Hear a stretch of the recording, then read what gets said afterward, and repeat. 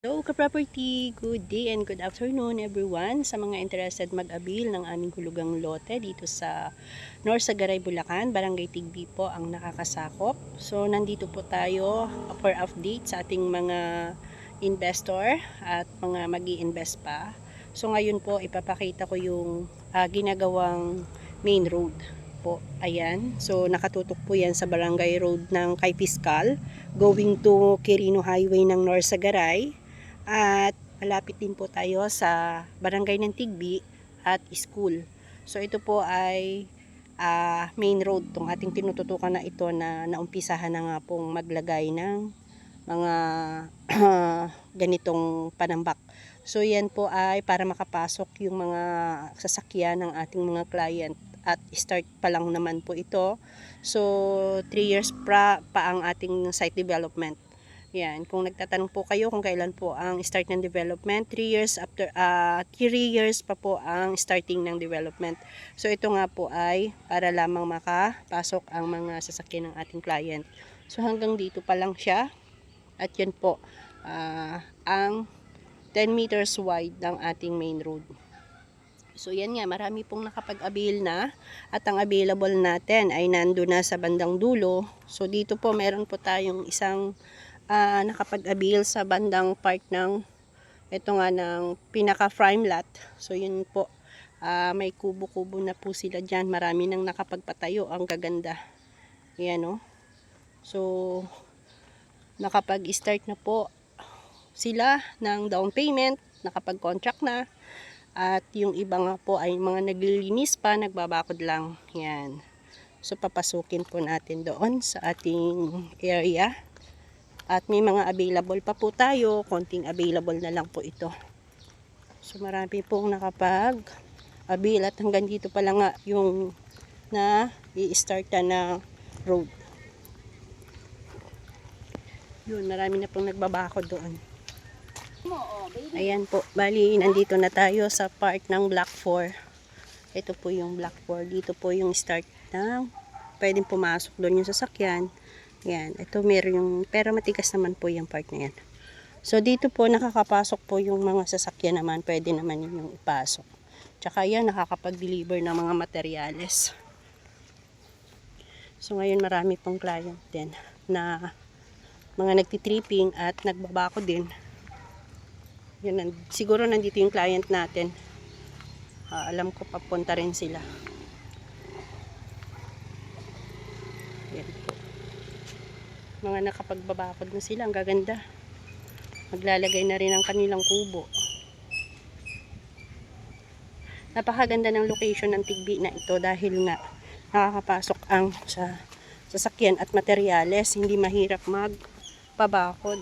Yan. So maraming nag-aabil ngayon. Ito tayo. Ha? Yan, ito po, nandito tayo sa, puntahan natin yung client natin na naglinis. Sir, kamusta? Kamusta na? Ito po yung taga-Caloocan natin na buyer. O, magbakod ka na, ang ganda na ng mga katabi mo. Wala palang tao doon sa opisina. Opo daw eh, nabasa ko nga po. Pa siya dahil Pa-check up, opo. Ang dami nang nakapagpabakod, ang ganda. Dadaan na lang ako mamaya. So yun, dami ng tabi-tabing nakapagpakubo, bakod. Ayan yung ibang mga nagtitripping na client. Po. Opo. So yan dito, ito yung pinaka magiging main road po sa part na yan. Yan. Straight papunta doon. So doon may mga available pa po. Nandun na po yung available natin sa pinaka dulo at mga inner at corner lang po ang natitira natin. So magkakaroon po yan ng mga pangilan-ngilan na reopen yung hindi nagtuloy. Mga ganun lang po ang magkakaroon dito.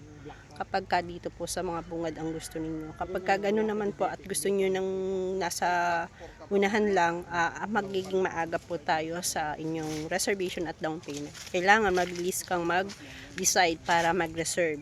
So, dahil maganda yung location, mabilis pong na uubos ang slots Yan. Bukod doon, titulado pa po ito at malapit nga po sa San Jose del Monte ito. Malapit din sa Caloocan, just in 1 hour. Yan.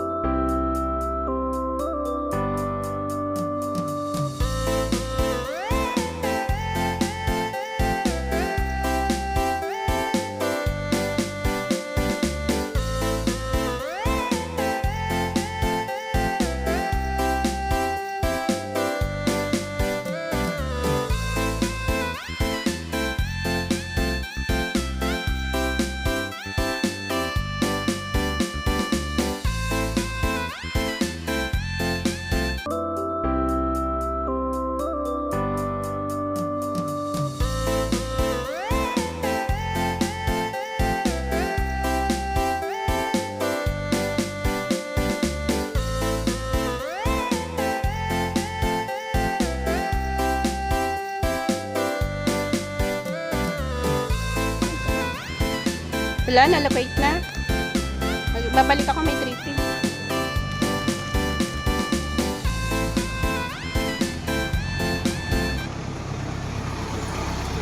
Ayan ang ating surveyor. So, magmumuhon sila sa mga loteng nakapag-avail. So, pasok yung sasakyan. Pwede po ninyo ipasok ang inyong mga sasakyan dito. Ayan.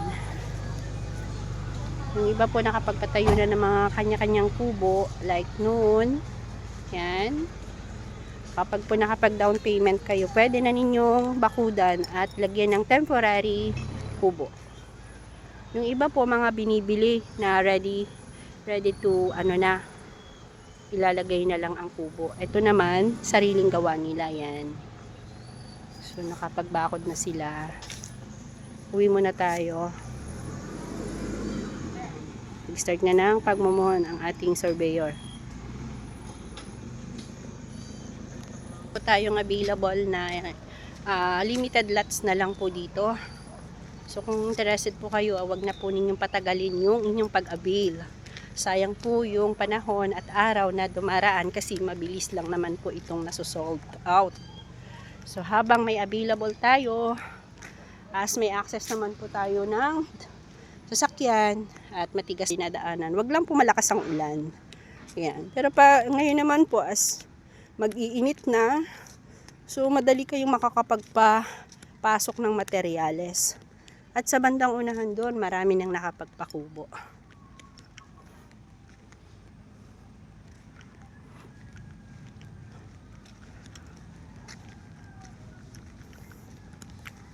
Nakita mo na sa'yo, sir?